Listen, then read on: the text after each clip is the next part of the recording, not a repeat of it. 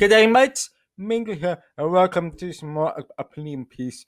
This time it's my opinion on the Spyro Reignited Trilogy and also the main reason I will not be buying it just yet. And honestly, I don't think I will ever buy it anytime soon. And I guess I'll tell you my reason for it. When Spyro was close to release, there were a few problems that I had to get out of the way. And those problems were exactly addressed in a friendly and honestly a lot very consumer friendly way. So let's quickly get the one of the issues out of the way because this is something that has been talked about a lot before and it's not part of the reason it's not part of the reason why I don't want to pick about the game, which is the file size that you get for the game. So initially Spyro was meant to release in September, but it came out that the game would be released with all three games on disc. Instead, we'll only be getting the first game, and the second and third games will only going to be downloadable.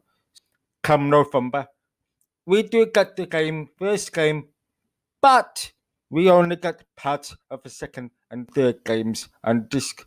So that means we still needed a hefty download for both the PlayStation 4 and a big one for the Xbox One version. So obviously it was a disappointment and a huge oversight. But it's not the thing that I'm most upset about. Honestly, when I first heard about the games, one of the things I was looking forward to seeing if they would include, and which I thought would be thin since it's in basically every other video game, would be the editing of subtitles. So that is one of the first things I look for when playing the new game. Right? As soon as I get a game, I open the options and I check if the subtitles are turned on. And to be honest, subtitles should be industry standard in video games. I'm deaf. I read subtitles. Like games are hard to understand. That is there's a lot going on in the games, and we obviously can't hear everything that goes on, especially in some of the cutscenes. And obviously, Spyro was an animated series, so there's no lip reading for me to go for follow on. And honestly, it was a huge shock for me to hear that this Spyro lad to Nazi does not have any subtitles. Now, obviously, this disappoints me as a deaf player because I want to understand what was going on.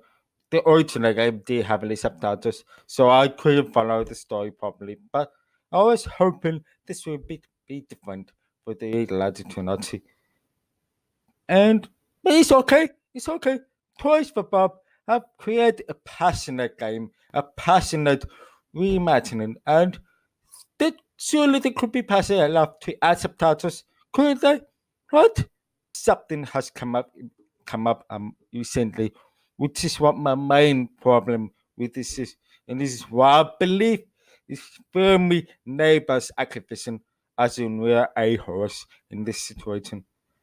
And because there was recently a news article from an interview with activism, and it came out that during development, subtitles were considered. Toys for Bob were actively thinking about putting subtitles in the game, but being the glorious golden a-holes of the game industry that they are, Activision deemed captions as unimportant and had them drop from the game. Like, they basically told Toys for Bob to not include any subtitles. Why? Because subtitles cost money. Not hello! Newsflash! Game development costs money. It costs money to produce, it costs money to develop, it costs money to produce sound, it costs money for voice acting. I mean, Tom Kennedy come cheap. I'm sure he didn't. I am angry about Activision enabling subtitles as that's something that's not important. And when subtitles for games absolutely should be important, and it's this lack of foresight and lack of caring for accessibility that has me angered. So, because Activision thinks that hearing impaired people don't pay enough money for games, like, what the fuck? They're not getting my money by not adding captains into a game. It's like, and the most ironic thing is, there is no love dialogue in the games. Spyro Reignited only has a handful of cutscenes in it that actually requires subtitles. So, really, adding the subtitles in should have been effortless. And we haven't even have cost enough money. And I know for a fact that it's not just the hearing impaired people. I know a lot of people who are captains because it's convenient for them, right? I mean, who plays games without captains?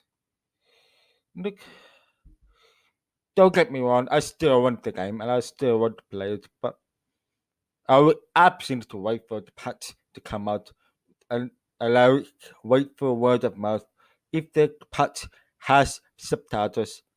But to be frank, with the whole thing surrounding that lack of subtitles, really has me seen right or what, and honestly, I don't think I'll be getting spoiled anytime soon. And if I do, I definitely would not get a brand new or buy a pre-owned copy because that's Activision are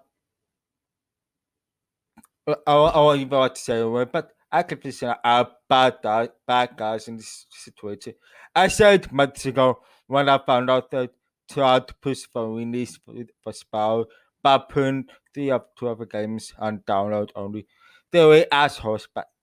They were a-holes back then, and they are a-holes now. And let's not go to change. But in a way, I'm going to calm down and at least I have Red Dead Redemption 2 to play, right?